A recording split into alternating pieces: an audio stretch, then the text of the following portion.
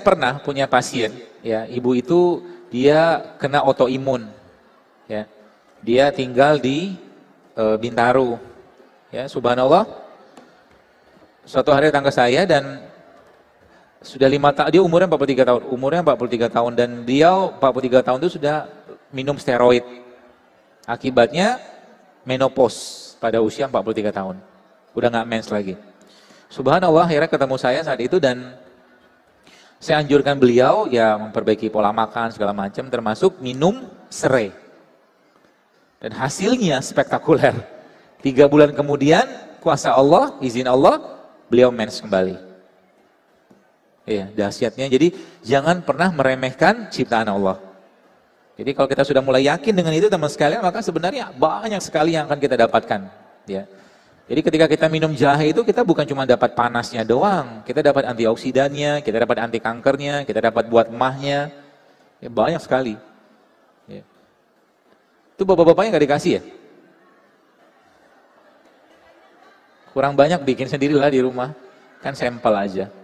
Jadi kayak begitu tuh bisa jadi sarapan pagi-pagi, nggak usah banyak-banyak, 1 mangkok kecil cukup kok. Ya, kita bisa mengganti pola makan yang tinggi karbo, miskin serat, miskin enzim dengan makanan kayak tadi. Ya, sesimpel itu coba, Masya Allah kan. Makanya saya pesan kepada Anda yang mungkin punya masjid ya atau mungkin kita punya pondok seperti Ustadz Lukman gitu ya. Mari kita wujudkan generasi sehat di masa depan itu dengan mengembalikan makanan mereka ke makanan-makanan yang alami, yang fresh, halalan, toiban. Jangan ada lagi misalkan mie instan di pondok, ya nggak boleh.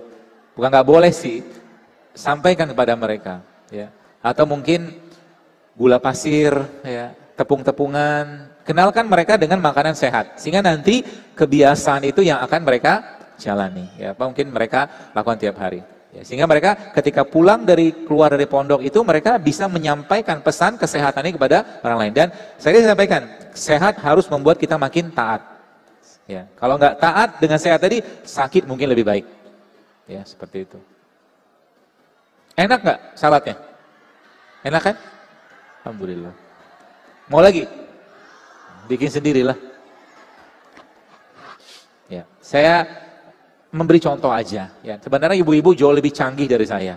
Ya, Anda lebih canggih. Nanti kalau sudah mulai gerakan ini, kita mungkin di mana-mana hidup sehat seperti ini, maka kita akan punya market sendiri. Ya, kita akan punya pasar sendiri. Ya. Jadi kita sudah abang-abang yang jual gorengan gitu, nanti mereka berubah jualannya. Ya, yang jualan gak sehat juga akan berubah. Ya. Ya. Jadi seperti itu ya. Baik. Dan terakhir ya, jadi tadi ada saya sampaikan tentang rempah ya, rempah saya kira sudah paham lah ya. Jadi teman-teman di sini saya kira mungkin banyak ikan, ya banyak ikan. Jadi kalau ada namanya pindang mungkin kalau di Palembang saya nggak tahu di sini apa. Jadi cobalah mulai sekarang ketika Anda bikin pindang atau mungkin gulai-gulai tanpa santan, kuahnya Anda makan atau minum. Karena dalam kuah itu mengandung herbalnya, rempahnya. Jadi kalau makan misalkan pindang atau mungkin gulai ikan gabus gitu kan, yang pakai kunyit, pakai lengkuas, pakai serai gitu, kuahnya diminum.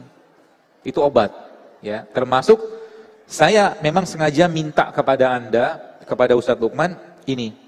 Dan saya kira mungkin teman-teman di sini sudah tahu lah ya tentang lidah buaya. Saya ingat banget pengalaman saya menggunakan lidah buaya ini. Jadi ayah saya dulu pernah kena namanya gastritis erosif. Jadi lambung beliau tuh berdarah. Ya, lambung beliau itu berdarah. Ya, sampai ke BAB-nya itu campur darah. Dan saya ingat banget salah satu yang saya diajarkan dulu adalah menggunakan ini, ya, lidah buaya. Kebetulan saya itu beliau dirawat di rumah sakit dan setiap bisa beliau minum atau makan, saya suruh beliau makan ini. Itu nggak ada 3 hari, 2 harian itu pendarahannya berhenti, ya, lidah buaya ini. Jadi lidah buaya ini kalau boleh saya sampaikan ini salah satu produk lokal yang kalau boleh saya sarankan, coba Bapak Ibu makan ini. Bagaimana cara memakannya? Anda bisa bikin wedang jahe pakai lidah buaya. Bisa. Ya, atau kunyitnya pakai lidah buaya. Kunyit asam gitu kan? Anda bisa makannya, minumnya pakai lidah buaya. Dia bisa bermanfaat untuk wasir. Ya, buat emah, ini obatnya emah nih. Lidah buaya ini. Ya. Jadi wedang jahenya pakai lidah buaya. Ya. Dan ini ibu-ibu, Anda bisa blender lidah buaya seperti ini, ya. Kemudian dikasih garam sedikit, ya. Kita nggak usah contohin lah. Dikasih garam sedikit nanti, lalu dia kan nyatu dalam airnya. Itu buat spray, buat semprot ke kulit kita, bisa melembabkan, ya, moisturizer seperti itu. Dia juga bisa untuk membersihkan, dan lidah buaya ini salah satu tanda kutip antibiotik alami. Ya, jadi kalau ada luka, saya nggak tahu Pak Surya sudah pernah mempelajari belum ini sebagai antibiotik. Tapi setahu saya juga dia punya khasiat sebagai antibiotik topikal, benar kan? Sudah digunakan di luka. Jadi ini salah satu terapi untuk luka. Ya, bagaimana caranya detailnya tanya beliau, ahlinya. Ya, Masya Allah. Jadi kalau nanti di rumah Anda punya orang tua, keluarga atau siapapun saudara yang mungkin ada luka kencing manis, nanti mungkin bisa konsultasi ke Pak Suryadi. Bagaimana caranya dengan menggunakan tadi kan madu, zaitun, kurma sama gamat, bahkan lidah buaya. Ya. Jadi Allah sekalian tidak akan mungkin meninggalkan kita untuk menjadi Abdullah, ya, tanpa menyiapkan sarana prasarana yang nggak mungkin. Ya. Dan di mana tempat itu diciptakan Allah, maka di situ biasanya ada produk-produk lokal yang khusus untuk daerah tersebut. Indonesia kaya dengan rempah, Indonesia kaya dengan rimpang. Ya, maka jadikan itu sebagai asupan kita tiap hari. Ya, rempah, rimpang, sayur, rempah, rimpang, sayur. Ya, kalau Anda yang sempat baca tulisan saya, postingan saya tentang jamur, ya, jamur itu salah satu pengikat logam yang sangat baik, dan dia merupakan salah satu produk fermentasi yang juga baik, jamur. Ya. Jamurnya Anda bisa bikin sup jamur, kasih sayur gitu kan, Masya Allah. Simple sebenarnya, asal kita mau. Tapi ingat, mulai kurangi yang tidak sehatnya. Ya, kita mulai switching. Anda sebenarnya bukan butuh nasi putihnya, Anda butuh karbohidratnya. Gitu. Tidak mesti makan nasi putih kok, kita makan buah juga dapat karbohidrat. Ya, tenang aja. Jadi kita bukan anti karbohidrat, tapi kita butuh karbohidrat yang kompleks. Contohnya brown rice atau beras coklat atau beras merah atau beras hitam. Itu kan karbo yang kompleks, yang sehat, masih tinggi seratnya. Ya, jadi nggak usah khawatir, you don't have to eat less.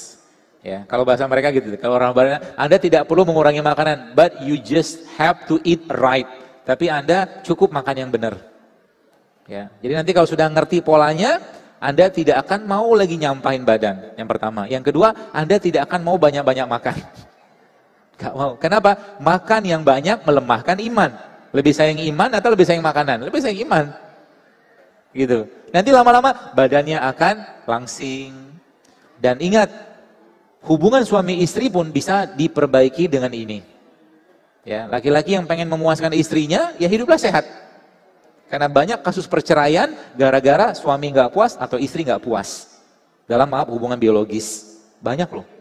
Jadi makanan itu urusannya sampai ke negara. Maka kata beliau tadi itu kan, kata beliau Pak Surya itu kan, itu di Jepang itu makanan-makanan di dan Jepang merupakan salah satu negara yang termasuk blue zone. Blue zone itu negara dengan angka harapan hidup tertinggi di dunia. Ada Jepang, tidak semua tempat tapi ya. Ada Yunani sebagian, California, ya, juga sebagian termasuk Korea. Dan ternyata rahasianya apa? Karena mereka healthy food, makanan mereka. Dan itu dipaksain sama negara. Ya, maka kayak kita bicara lihat di Jepang nggak ada warteg. Nggak ada warteg kan? Ya emang nggak ada warteg. Tapi maksud saya itu apa? Makanan di sana, sayur, daging, masak, rebus, kukus, steam, makan, selesai. Begitu maksudnya. Nggak dipanaskan berulang-ulang. Gitu. Jadi ibu-ibu kalau Anda pengen dapatkan healthy food, masak saat itu habiskan.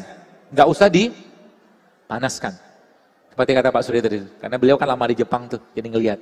Dan asbab dari situ atau efek dari situ apa yang terjadi? Banyak orang yang langsing-langsing. Gitu loh. Orang di sana, ya memang Jepang merupakan negara yang apa ya, angka bunuh dirinya juga tinggi di dunia. Karena nggak ada Tuhan di sana kan. Tuhan itu waktu sama uang. Sama waktu, uang gitu kan. Tapi kita umat Islam punya pedoman yang jauh lebih baik, ya, mengikuti bagaimana pola-pola Nabi SAW. Jadi dengan puasa, Senin Kamis, Ayamul Bid, atau puasa-puasa sunnah yang lain, kemudian ditambah lagi dengan berbekam, itu efeknya luar biasa. Tidak suatu kebetulan kata Nabi SAW, berbekam pada tanggal 17, atau 19, atau 21. Sebelum berpegang pada tanggal hijriah itu, Nabi memberikan pedoman kepada kita untuk apa? Untuk puasa Ayyamul Bid dulu. 13, 14, 15-nya puasa. 17-nya, 16 istirahat, 17-nya berpuasa. Atau berbekam, maaf. Itu kan suatu pola sebenarnya yang kita bisa ikutin. Ya. Tapi sebelumnya, please like dulu video ini, klik tombol like, dan yang paling penting, klik tombol subscribe bagi yang belum. Karena